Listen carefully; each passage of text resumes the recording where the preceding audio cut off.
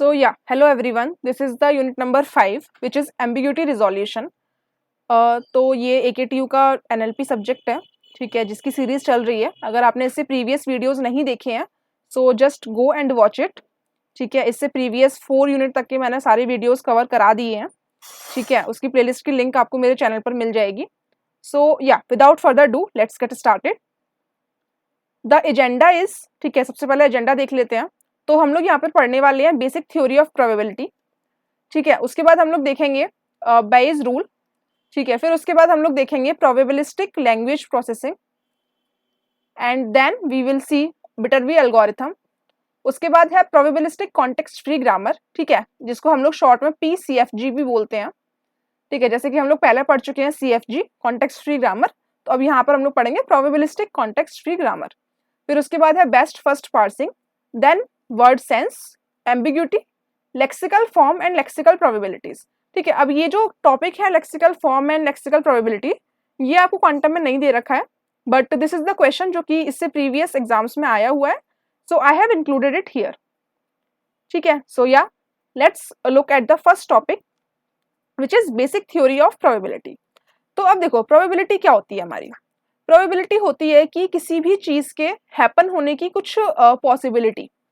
जैसे अगर आपने कुछ एक कॉइन को ऊपर हवा में और लाइक छोड़ा, तो उसके हेड आने की और टेल आने की क्या प्रोबेबिलिटी है.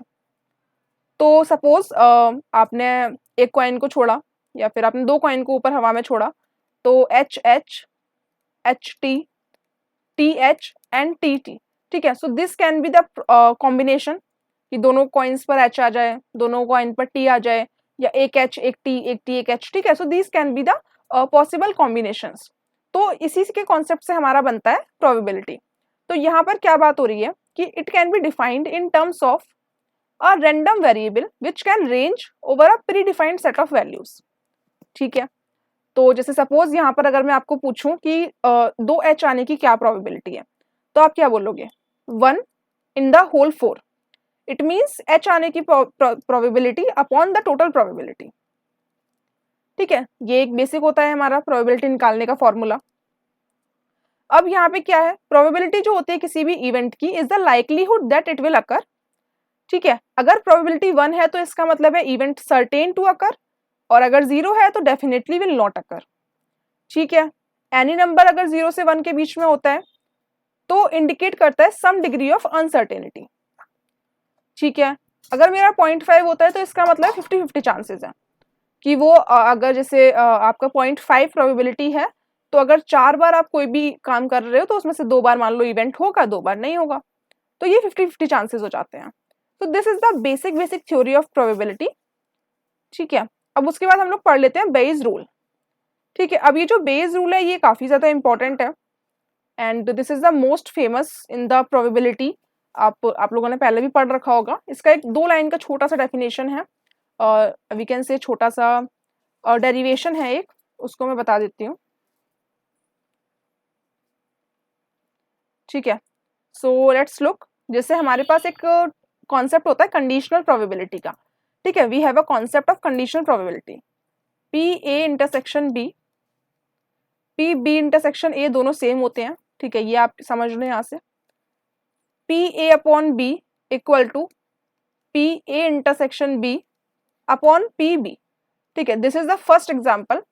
अब उसके बाद क्या होता है, PB अपॉन AB आप ऐसे ही निकाल सकते हो. What you will write here is PB intersection A upon PA. ठीक है, this is the second condition. So ये कंडीशनल प्रोबेबिलिटी के अंदर हम लोग पढ़ते हैं. अब जैसे कि मैंने आपको बताया कि A union B and B intersection A दोनों सेम होता है, A इंटरसेक्शन B. तो अब मैं क्या काम कर सकती हूँ, यहाँ से फर्स्ट जो कंडीशन है उसको कैसे लिख सकते हैं, PB upon A into PA upon PB. ठीक है, इस तरीके से मैं लिख सकती हूँ, बिकॉज A इंटरसेक्शन B को हटा के मैंने PB upon A into PA लिख दिया. अब ये जो मेरे पास बन के आया formula, this is the nothing but the Bayes theorem. ठीक है, यही हमारा बेस थ्योरम होता है.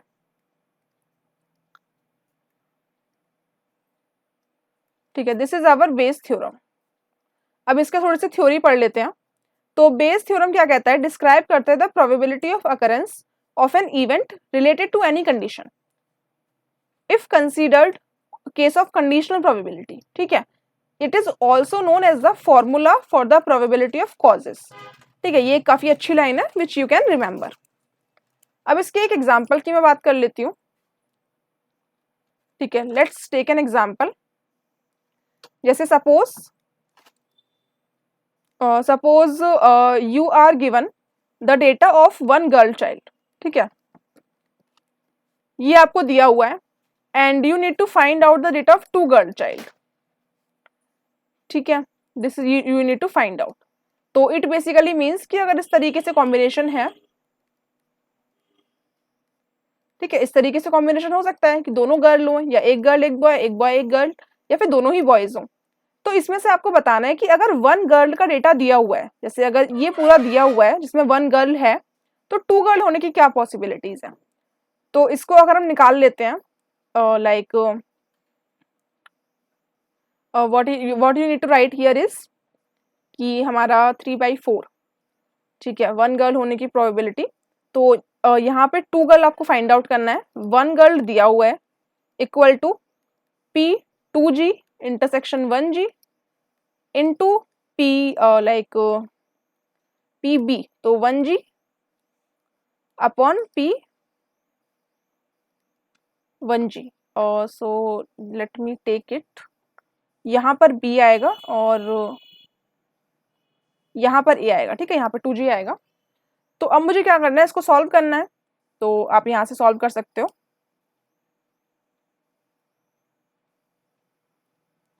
ठीक है, मैं इसको थोड़ा सा ऊपर सॉल्व कर देती हूँ. देखो यहाँ से 2G और इंटरसेक्शन 1G कितना हो जाएगा, 1. P2G कैसे होगा, यानी कि 2 आने की प्रोबेबिलिटी कितना होता है, 1/4. और 1G मतलब 1G आने की प्रोबेबिलिटी कितना है, 3/4. तो अब इसको सॉल्व करके मेरे पास क्या आ गया, 1/3.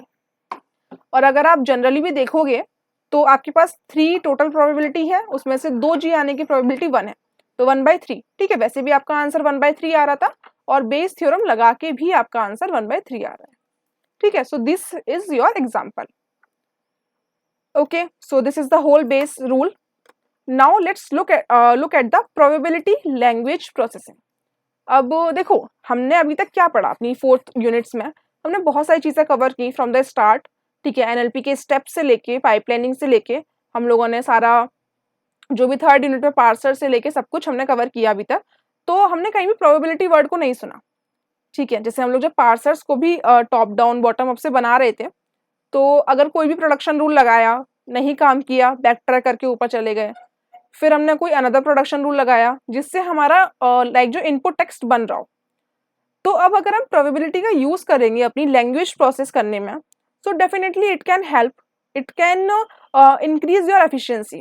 जैसे सपोज अगर आपने आपके ग्रामर रूल्स पर कुछ प्रोबेबिलिटी लगा दी कि ये रूल आपका 0.5 प्रोबेबिलिटी है, मतलब सारे रूल्स में से ये आधी बार आया है, तो अगर जिसकी प्रोबेबिलिटी ज़्यादा होगी तो ऑब्वियसली आपके पास एक ऑप्शन है कि आप उसको ज़्यादा बार कंसीडर कर सकते हो और अब कम बैक ट्रैक करना पड़ेगा. सो इसी वजह से ये कॉन्सेप्ट इंट्रोड्यूस हुआ. तो यहाँ पे क्या लिखा है, it involves using probability and statistics को यूज करना to model and analyse natural languages. ठीक है, ये आपकी हेल्प करता है to manage the uncertainty and variability. तो बेसिकली ये कॉन्सेप्ट इंट्रोड्यूस हुआ ताकि हमारी अनसर्टेनिटी एंड वेरिएबिलिटी को थोड़ा सा मैनेज किया जा सके. अब इसके कुछ हम एप्लीकेशंस देख लेते हैं, प्रोबेबिलिस्टिक क्यों इंट्रोड्यूस हुआ था. सबसे पहले लैंग्वेज मॉडलिंग के लिए, जैसे ऑटो कंप्लीट फीचर और प्रेडिक्ट फीचर. ठीक है, जैसे मान लो मैंने सिर्फ लिखा APP, तो अब इसके आगे क्या दो वर्ड, 3 वर्ड, 4 वर्ड क्या आने चाहिए, एप्लीकेशन, एप्पल. ठीक है, बहुत सारे ऐसे वर्ड्स हो सकते हैं. तो किसकी प्रोबेबिलिटी ज़्यादा है, कौन सा ऐसा वर्ड है जो यूजर ज़्यादा सर्च करता है, तो उसके हिसाब से इसको ऑटो कंप्लीट किया जाएगा. सो यहाँ पे यूज हो गया स्पीच रिकॉग्निशन. जैसे मान लो मैं कुछ बोल रही हूँ, I am just speaking a little fast, तो सपोज मैंने फास्ट बोला, तो अब लिटिल वर्ड था, सपोज जो हमारी मशीन है वो फास्ट वर्ड सुन नहीं पाई, तो वो प्रेडिक्ट करेगी कि लिटिल के बाद ऐसे कौन कौन से वर्ड्स हैं जो बोले जा सकते हैं, और उसने अगर फास्ट का थोड़ा बहुत प्रोनाउंसिएशन सुन लिया तो वो थोड़ा सा स्पीच रिकॉग्निशन लगाएगी and most likely word sequence को वो आइडेंटिफाई कर लेगी कि अच्छा इसके बाद ये बोला जा सकता है। There are high number of chances, ठीक है। फिर मशीन ट्रांसलेशन होता है, क्योंकि मशीन ट्रांसलेट करती है from one languages to another languages, ठीक है, आपके टेक्स्ट को, तो उसमें भी प्रोबेबिलिस्टिक मेथड यूज होता है। इंफॉर्मेशन रिट्रीवल होता है, search engines making web pages. अब जैसे मान लो मैंने कुछ भी सर्च किया जैसे NLP यूनिट 5 AKTU, ठीक है। अब मैंने अगर ये सर्च किया तो अगर आप लोगों ने लाइक किया होगा वीडियो, आपको पसंद आया होगा, तो ऑब्वियसली मेरा चैनल रैंक कर सकता है। तो जैसे NLP यूनिट 5 AKTU सर्च किया तो बेस्ड ऑन सम प्रोबेबिलिटी कि कितना वीडियो लाइक हो रहा है, कितना रेलिवेंट कंटेंट है किस वीडियो में, उसके हिसाब से चैनल, वेब पेजेस, सर्चेस सब कुछ रैंक करता है, ठीक है। टेक्स्ट क्लासिफिकेशन हो गया। अब बहुत ज़्यादा अगर आपके पास अमाउंट ऑफ टेक्स्ट है तो आप with the help of probability आप उसको क्लासीफाई कर सकते हो कि अच्छा इस टेक्स्ट के इस पर्टिकुलर टॉपिक से होने की प्रोबेबिलिटी ज़्यादा है, या फिर ये जो टेक्स्ट है ये टेक्स्ट AI से रिलेटेड है, तो इसके AI NLP किससे होने की प्रोबेबिलिटी सबसे ज़्यादा है, तो उसके हिसाब से उसको क्लासीफाई किया जाएगा। तो देखो प्रोबेबिलिटी का यूज़ करने से काफ़ी ज़्यादा एडवांटेजेस होते हैं in the NLP।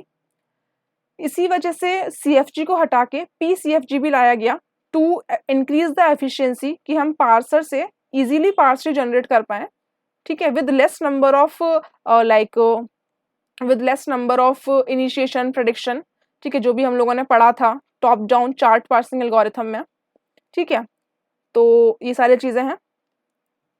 Let's move to the Viterbi algorithm, ठीक है, ये भी काफ़ी मस्त टॉपिक है ना, आराम से हम पढ़ते हैं इसको। तो देखो जब भी हम कोई भी एल्गोरिथम पढ़ते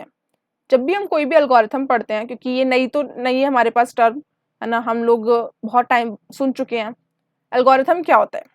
एल्गोरिथम होता है हमारा अनकम्प्लीटेड, या फिर हम इसको कहते हैं pseudo code, pseudo steps to perform something. तो इसमें बेसिकली हमें कुछ चीज़ दी होती है और कुछ चीज़ हमसे पूछी जाती है, एक तरीके से फॉर्मूला जैसा। तो यहाँ पे हमें क्या दिया होता है विटर्बी एल्गोरिथम में? हमें दिया होता है कुछ सेट ऑफ ऑब्जर्वेशंस को, और हमसे पूछा क्या जाता है? हमसे पूछा जाता है we will be finding the patterns of the hidden state, ठीक है। हमें दिया होता है सेट ऑफ ऑब्जर्वेशंस और हमसे पूछा जाता है पैटर्न्स ऑफ हिडन स्टेट, ठीक है। ये बेसिकली इंट्रोड्यूस हुआ था हिडन मार्कोव मॉडल में, हिडन मार्कोव मॉडल, ठीक है। अब देखो ये हमारा फर्स्ट डायग्राम है, इसको आप समझो। सबसे पहले स्टार्ट होता है, फिर हेल्दी, फीवर, डिजी, कोल्ड और नॉर्मल।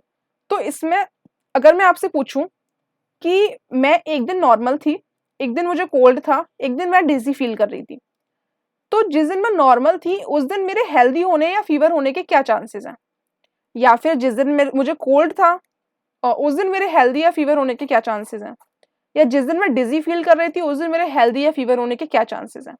तो इस चीज़ को हमें आइडेंटिफाई करने में हमारी हेल्प करती है विटर्बी एल्गोरिथम। तो इसमें हर चीज़ की आपको कुछ प्रोबेबिलिटी दी हुई है, हेल्दी की हर किसी चीज़ से, फीवर की हर किसी डिजीज से, ठीक है। इनिशियल प्रोबेबिलिटी सब कुछ आइडेंटिफाइड है यहाँ पे। अब हम लोग क्या करते हैं, इस डायग्राम को आप ध्यान से देखो, स्टार्ट करते हैं एकदम स्टार्ट सिंबल से, फिर जैसे यहाँ पे हेल्दी और फीवर दो चीज़ें हैं, तो healthy healthy healthy, fever fever fever. अब ये 3 बार क्यों लिखा? क्योंकि 3 चीज़ों के लिए हमें आइडेंटिफाई करना है, और यहाँ पे तीनों चीज़ें लिख दी, नॉर्मल, कोल्ड और डिजी। अब सबकी प्रोबेबिलिटी को हमने एज इट इज लिख दिया। जैसे स्टार्ट से हेल्दी तक की क्या प्रोबेबिलिटी है? 0.6, एंड यहाँ पे 0.3 का इंटू किया, नो 0.5 का इंटू किया, वाई? बिकॉज यहाँ पे नॉर्मल के लिए हमारे पास 0.5 है, start to healthy to normal, ठीक है। अब जैसे यहाँ पे 0.4 इंटू 0.1, तो फीवर के लिए 0.4 यहाँ से आ गई, और यहाँ पे नॉर्मल के लिए 0.1 यहाँ से आ गई, तो दोनों को इंटू करके यहाँ लिख दिया। अब जैसे हेल्दी टू हेल्दी, हेल्दी से वापस हेल्दी तक की क्या प्रोबेबिलिटी है? 0.7, एंड हम यहाँ पर कहाँ है? कोल्ड पर, तो हेल्दी टू कोल्ड कितना है? 0.4, तो ये चीज़ यहाँ पे इंटू कर दी, 0.7 इंटू 0.4, ठीक है। अब हेल्दी टू हेल्दी और जाने की क्या प्रोबेबिलिटी है? 0.7 इंटू यहाँ पे नीचे क्या लिखा हुआ है? डिजी, तो हेल्दी टू डिजी 0.1, तो यहाँ पे इतना प्रोबेबिलिटी आ गई। अब इसी तरीके से सारी एक एक करके प्रोबेबिलिटीज को कैलकुलेट करने के बाद हमने जो भी हमें ज़्यादा प्रोबेबिलिटी का मिल रहा है, जैसे फॉर दिस डे, ठीक है, for this third day fever and healthy में से किसकी प्रोबेबिलिटी ज़्यादा है? लाइक यहाँ पे फीवर की प्रोबेबिलिटी ज़्यादा है 0.0151 और यहाँ पे 0.058, ठीक है, तो इसकी प्रोबेबिलिटी ज़्यादा है। कोल्ड वाले दिन किसकी ज़्यादा है? हेल्दी की 0.084 और नॉर्मल वाले दिन भी हेल्दी की प्रोबेबिलिटी ज़्यादा है। तो हमने ये पता लगा लिया कि जिस दिन मैं नॉर्मल थी उस दिन मैं हेल्दी थी, जिस दिन मुझे कोल्ड था उस दिन भी मैं हेल्दी थी, लेकिन जिस दिन मैंने डिजी फील किया उस दिन मुझे फीवर था। तो ये मैंने आइडेंटिफाई कर लिया with the help of this Viterbi algorithm. ठीक है, ये डायग्राम्स आप बना सकते हो एंड ठीक है, इतना है इसमें। ये थोड़ा और अच्छे से मैंने यहाँ पे क्लासीफाई कर रखा है। ठीक है, मैं यहाँ पे लिख भी देती हूँ। नॉर्मल के लिए क्या था? I was healthy, and cold के लिए भी आई वॉज हेल्दी, ठीक है, and when I was feeling dizzy I was feeling fever. ठीक है, so this is the whole like what is the output. ठीक है, this is the output of my Viterbi algorithm, और मुझे input क्या दिया हुआ था? Some set of observations. ठीक है, I hope it is clear. Now let's look to the probabilistic context free grammar. ठीक है, अब हम अपने मेन टॉपिक पर आ चुके हैं, जो कि हमसे एग्जाम में काफी बार पूछा गया है। देखो वही सेम चीज है, बस कॉन्टेक्स्ट फ्री ग्रामर में आपने प्रोबेबिलिटी ऐड कर दी है। ठीक है, कॉन्टेक्स्ट फ्री ग्रामर क्या होती है? कुछ सेट ऑफ प्रोडक्शन रूल्स। तो अब देखो, जैसे यहाँ पे मैंने एग्जांपल दिया है, ये प्रोडक्शन रूल्स तो होते ही थे पहले भी, एस से एनपी, वीपी, एनपी से डिटर्मिनेंट, एन, सब कुछ। ठीक है, बस इसके साथ हमने कुछ एडिशनल प्रोबेबिलिटीज ऐड कर दी है, तो ये हमारी बन गई प्रोबेबिलिस्टिक कॉन्टेक्स्ट फ्री ग्रामर। इसकी थ्योरी पढ़ लेते हैं। Are traditional by associating probabilities with each production rule. ठीक है, this extend traditional CFGs by extending probabilities with each production rule. ठीक है, ये हेल्प करती है रिजॉल्व करने में ambiguities by choosing the most likely parse tree. ठीक है, अगर हमारे पास 3-4 पार्स ट्री जनरेट हो रहे हो किसी एक टेक्स्ट के लिए, तो जिसकी प्रोबेबिलिटी सबसे ज्यादा हाई होगी उस पार्स ट्री को मैं कंसीडर करूंगी। ठीक है, तो अब की कॉन्सेप्ट क्या होता है? कॉन्टेक्स्ट फ्री ग्रामर और एम्बिग्यूटी इन सीएफजी। ठीक है, ठीक है, कॉन्टेक्स्ट फ्री ग्रामर होता था और एम्बिग्यूटीज को रिजॉल्व करने के लिए हमने ये इंट्रोड्यूस किया। अब प्रोबेबिलिटी एक्सटेंशन होता है। क्या होता है? प्रोडक्शन रूल्स होते हैं विद प्रोबेबिलिटीज के साथ। पार्स ट्री प्रोबेबिलिटी होती है, जिसका प्रोबेबिलिटी सबसे ज्यादा, वो पार्स ट्री एकदम एक्यूरेट है। Choosing the most likely parse tree. ठीक है, तो ये हमारा की कॉन्सेप्ट एंड प्रोबेबिलिटीज एक्सटेंशन में आ गया। इसमें भी आप आराम से एक एक दो लाइन लिखोगे तो आपका काम हो जाएगा। And this is the example, and ये इसके कुछ एप्लीकेशंस हैं, जैसे नेचुरल लैंग्वेज को अंडरस्टैंड करने में, मशीन ट्रांसलेशन में, स्पीच रिकॉग्निशन में, एंड इंफॉर्मेशन रिट्रीवल में। ठीक है, इसके कुछ एडवांटेजेस भी हैं, जैसे सबसे पहला है एम्बिग्यूटी रिजोल्यूशन, जिसकी ज्यादा प्रोबेबिलिटी उसको कंसीडर कर लो। ठीक है, कोई लड़ाई झगड़ा ही नहीं। ठीक है, तो एम्बिग्यूटीज के चांसेस भी कम है। रोबस्टनेस हो गई और स्केलेबिलिटी हो गई। So this is the whole probabilistic context free grammar, जिसके अंदर आप लोग क्या क्या लिख सकते हैं? की कॉन्सेप्ट्स, प्रोबेबिलिस्टिक एक्सटेंशन कैसे करते हैं, एग्जाम्पल, एप्लीकेशंस एंड एडवांटेजेस। ठीक है, okay, so let's move to the next topic which is best first parsing. ठीक है, so why use best first parsing? Because it avoids wasting time on unlikely structures and making the parsing process faster. And it is very accurate. Most probable structures, it often finds the correct parse tree quickly. ठीक है, best first parsing को अगर हम use करते हैं तो एक अच्छा और correct parse tree quickly find out हो जाता है। Best first parsing एक method होता है जो कि NLP में use होता है to analyze the structure of a sentence. Imagine करो कि you are trying to understand a sentence by breaking it down into parts. ठीक है, अगर आप पार्ट्स में तोड़ तोड़ के किसी सेंटेंस को समझने की कोशिश कर रहे हो, तो ये कैसे सारे वर्ड्स एक दूसरे के साथ मिलके एक सेंटेंस बना रहे हैं, ये चीज हम लोग आइडेंटिफाई कर सकते हैं। अब इसके कुछ की पॉइंट्स होते हैं, जैसे सबसे पहला है गोल। तो सबसे इसका मेन गोल क्या है? Best possible parse tree generate करना। कैसे काम करता है? जैसे एक पूरा मेज की तरह आप इसे समझ लो कि बहुत सारे आपके पास दरवाजे हैं, आप यहाँ से भी जा सकते हो, आप यहाँ से भी जा सकते हो, यहाँ से भी जा सकते हो। तो इन सारे चीजों में से कौन सा बेस्ट रहेगा चूज करना, ये हमें वो बताता है।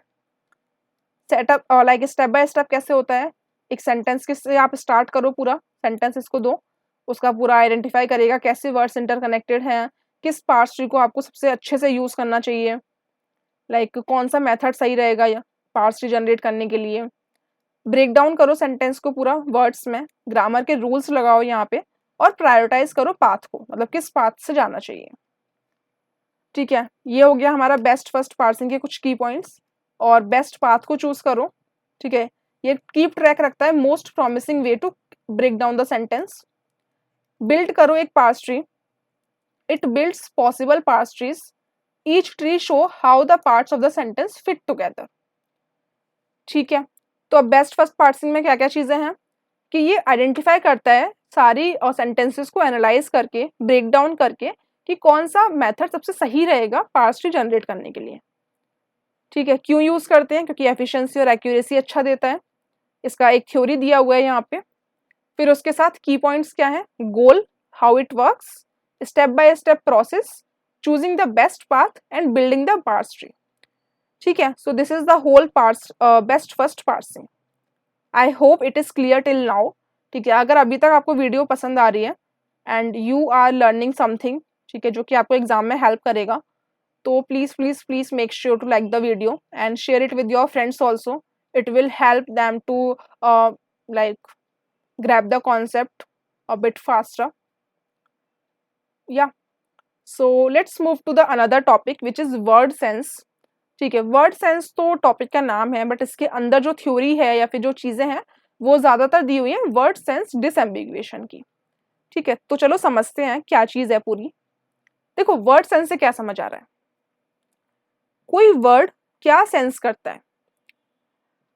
तो वर्ड सेंस रेफर्स करता है to the meaning of a word in a specific context. जैसे कोई भी वर्ड है वो किस सेंटेंस में यूज हुआ है और वो क्या मतलब रखता है वहां पे।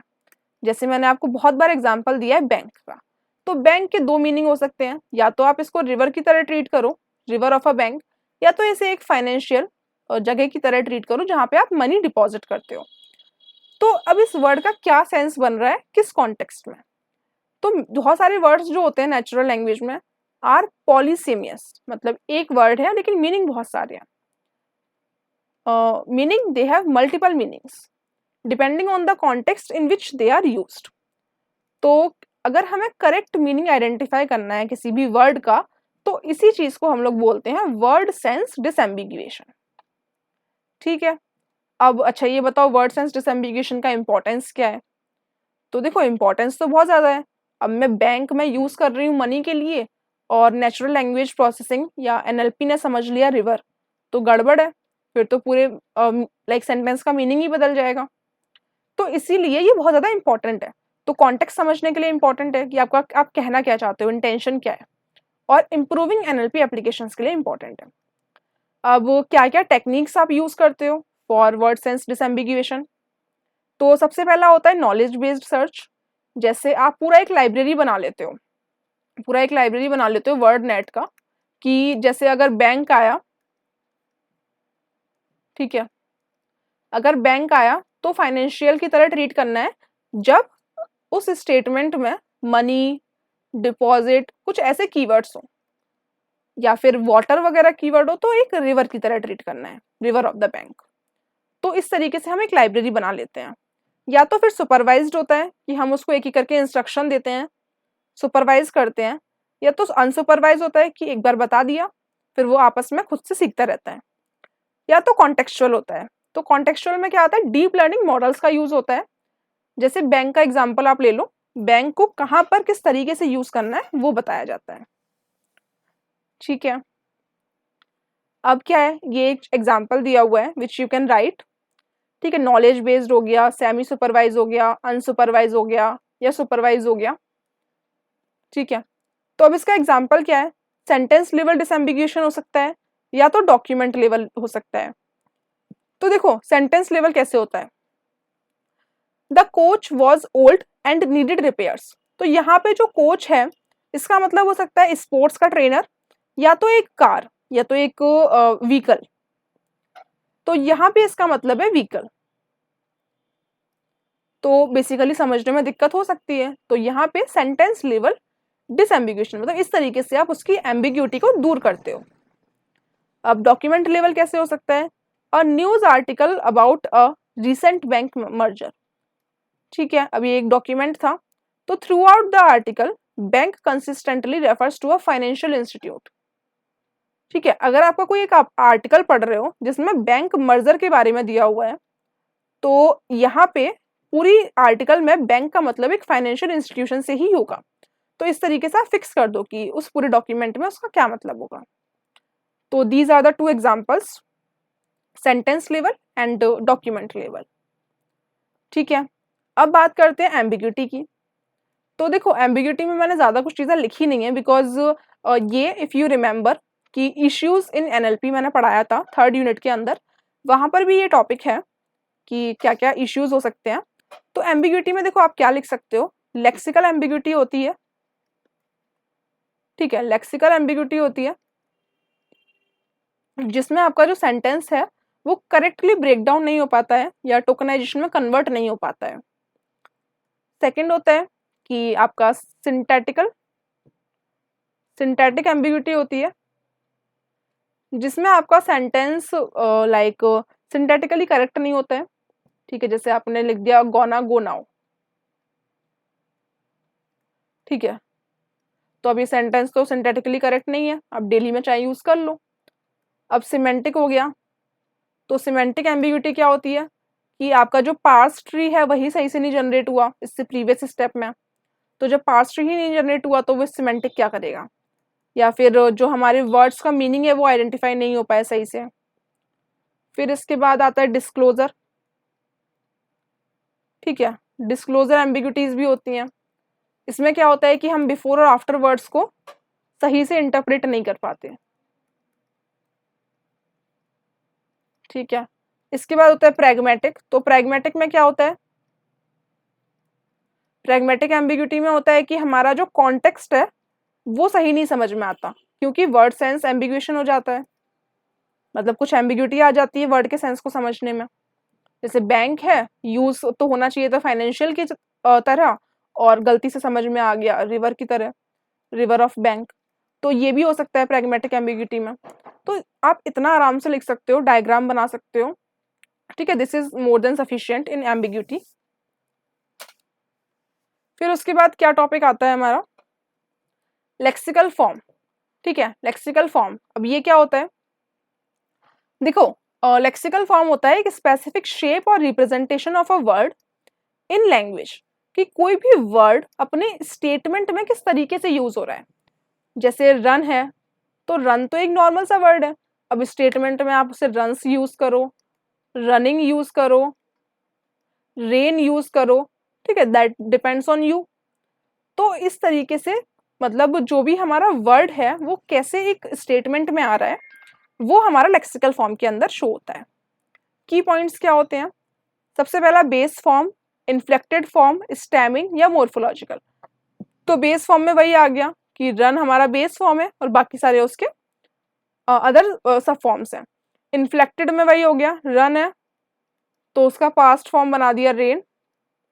स्टैमिंग में भी होता है, स्टैमिंग में होता है कि वो जो वर्ड है उसका रूट वर्ड आपको आइडेंटिफाई करना होता है, बट ये जरूरी नहीं है कि वो लाइब्रेरी में हो। बट लेमेटाइजेशन में क्या होता है कि वो वर्ड हमारा लाइब्रेरी में एग्जिस्ट करना चाहिए। मोर्फोलॉजिकल एनालिसिस में वही दो चीजें होती हैं, मोरफेम्स होता है और वर्ड स्ट्रक्चर होता है। ठीक है, तो देखो आपने अभी तक नोटिस किया होगा कि बहुत सारी चीजें ऐसी हैं जो कि बार बार, ऐसे मोर्फोलॉजिकल हो गया, लेमा हो गया, स्टैमिंग हो गया, ये फर्स्ट यूनिट में भी हम लोगों ने पढ़ा था, है ना। तो ये सारे वर्ड्स का जो एक कोर कॉन्सेप्ट है अगर वो आपको समझ आ गया तो आप आराम से लिख सकते हो।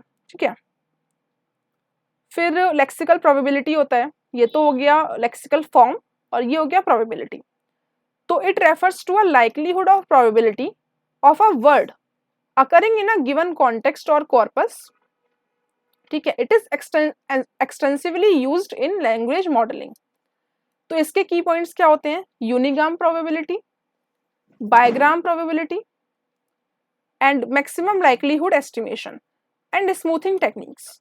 ठीक है, so this is the lexical probability concept. इसके बाद एग्जांपल्स पढ़ लेते हैं। तो पहला क्या है? लेक्सिकल फॉर्म, और दूसरा क्या है? Lexical probability. तो फॉर्म में क्या है? जैसे बेस फॉर्म रन ले लिया इसमें। इन्फ्लेक्टेड फॉर्म्स हो गया रन्स, रे एंड रनिंग। मोर्फोलॉजिकल में क्या हो गया? अनहैप्पीनेस का अनहैप्पीनेस, ये हो गया प्रीफिक्स, ये हो गया सफिक्स। ठीक है, अब क्या है लेक्सिकल प्रोबेबिलिटी? तो देखो यूनिग्राम होता है और बाईग्राम होता है। जैसे प्रोबेबिलिटी एक कैट की कॉर्पस में क्या हो गई? अगर कैट 100 टाइम्स आता है 10,000 वर्ड्स में से, तो प्रोबेबिलिटी ऑफ कैट कितनी हो गई? 0.01p। बाईग्राम में क्या हो गया कि कैट अगर 50 टाइम्स आता है एंड द 2000 लाइक 200 बार आता है, तो P cat the 0.25 text cat. ठीक है, so this is the 0.25। This is the example of lexical form and lexical probability. अब इसके एप्लीकेशंस समझ लेते हैं, एप्लीकेशंस ऑफ एनएलपी। ठीक है, तो सबसे पहला हो गया लैंग्वेज मॉडलिंग के अंदर कि हमें नेक्स्ट वर्ड का सीक्वेंस आइडेंटिफाई करना होता है। स्पीच रिकॉग्निशन में हो गया कि हम लोग डिटरमाइन करते हैं most likely word spoken based on acoustic signals, कि लाइक अगर इस तरीके से सिग्नल्स आ रहे हैं तो कौन सा ऐसा वर्ड है जो बोला गया होगा, because they can not just hear the whole word, they can just identify the signals. और ठीक है, अब मशीन ट्रांसलेशन में हम लोग बताते हैं कि कौन सा वर्ड सीक्वेंसेस होगा सोर्स या टारगेट लैंग्वेजेस में। इंफॉर्मेशन रिट्रीवल होता है, हम इंप्रूव करते हैं सर्च रिजल्ट्स को by ranking documents based on probability. ठीक है, so these are some of the applications in NLP. ठीक है, तो अभी तक आपने बहुत सारे टॉपिक्स कवर कर लिए इस यूनिट में। Let me just tell you, see we have covered the whole theory of probability, we have covered the Bayes rule. ठीक है, जिसके अंदर मैंने डेरिवेशन बताया आपको। प्रोबेबिलिस्टिक के अंदर मैंने बताया कि क्यों इंपॉर्टेंट है, क्या एडवांटेजेस हैं, क्या एप्लीकेशंस हैं। विटरबी एल्गोरिथम हमने देखा पूरा कि क्या चीज़ें ऐसी हैं जो इनपुट में दी होती हैं, क्या आपसे आउटपुट में रिक्वायरमेंट होती है। पीसीएफजी हमने देख लिया पूरा। ठीक है, क्या क्या इसके एडवांटेजेस हैं, क्या एप्लीकेशंस हैं, why it is used. And best first parsing देख लिया। ठीक है, क्यों ज़रूरी होता है बेस्ट फर्स्ट पार्सिंग। ठीक है, क्या इसके एप्लीकेशंस हो सकते हैं। वर्ड सेंस हमने देख लिया। ठीक है, वर्ड को सेंस करने के लिए लाइक डिसएम्बिगुएशन क्यों इंपॉर्टेंट है, क्या एप्लीकेशंस हैं। एम्बिग्यूटी देख लिया, लेक्सिकल वगैरह सब में कैसे कैसे होती है। लेक्सिकल फॉर्म देख लिया, लेक्सिकल प्रोबेबिलिटीज देख लिया, उसके डिफरेंट एग्जांपल्स एंड एप्लीकेशंस देख लिए।